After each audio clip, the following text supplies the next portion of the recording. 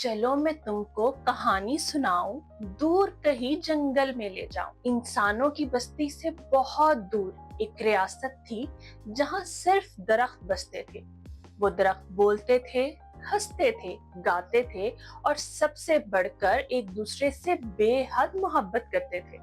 वहां का बादशाह भी एक दरख्त ही था, सबसे बड़ा, सबसे बूढ़ा और सबसे अक्लमंद। ये रियासत आम इंसानों की नजरों से छुपी हुई थी, क्योंकि इंसानों ने दरख्तों की कदर करना छोड़ दी थी। लेकिन एक दिन किस्मत ने एक नया मोड़ लिया। एक छोटा सा बच्चा जंगल में खो गया।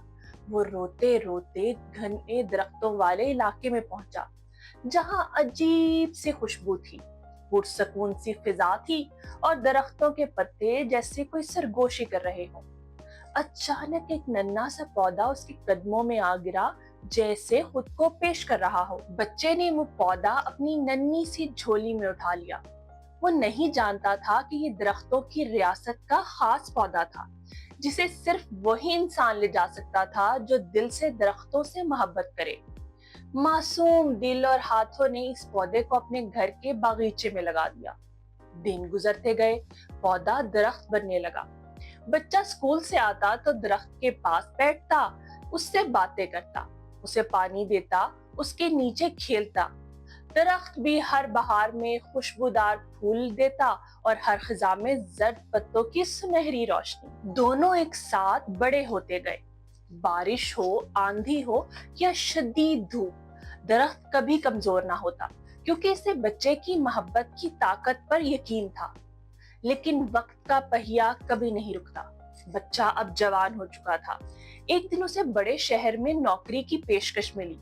वो खुशी खुशी रवाना हुआ, दरख्त को बस एक अलविदाई नजर देकर। दरख्त ने दिन, हफ्ते और फिर महीने उस नौजवान के इंतजार में गुजार दिए। उसकी शाखें सिकुड़ने लगी, पत्ते मुरझाने लगे। वो बारिश में भीगी मिट्टी से भी वो तवानाई हासिल ना कर सका जो नौजवान की एक मुस्कुराहट से मिलती थी। परिंदे जो उस पर बैठा करते थे अब कहीं और उड़ गए थे। एक दिन दरख्त ने आखिरी बार आसमान की तरफ देखा और बोला, मेरे प्यारे, तुमने मुझे जमीन से जोड़ दिया था, लेकिन तुम्हारी मोहब्बत ने मुझे आसमान से मिला दिया था। अब तुम हो नहीं तो मैं बस एक तन्हा सा दरख्त हूँ। उसी लम्हे दूर शहर में नौजवान को एक अजीब ख्वाब आया। ख्वाब में वही दरख्त सूखा हुआ तन्हा खड़ा था, जैसे सदा लगा रहा हो। अगले दिन वो नौजवान अपने घर वापस लौट आया। उसने दरख्त को देखा, टुंड मुंड, झुका हुआ, बेजान। वो लपक कर उसके पास गया और उससे लिपट गया, माफी मांगी।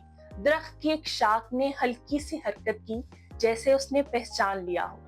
वो दिन और आज का दिन, नौजवान ने खुद को दरख्तों से वाबस्ता कर लिया और वहां अपने ही शहर में नौकरी कर ली।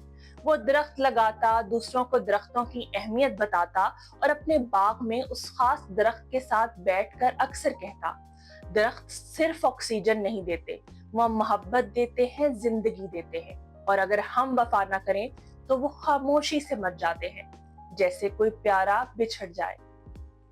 तो बच्चों, आज जो हमने कहानी सुनी उससे आपको क्या पता चला? यही कि दरख्त हमारे माहौल और हमारी जिंदगी के लिए बहुत जरूरी है। और दरख्त क्योंकि एक जानदार चीज है, वो वैसे ही महसूस करते हैं जैसे हम इंसान महसूस करते हैं। तो दरख्तों से प्यार करें और अपने माहौल को खूबसूरत बनाएं।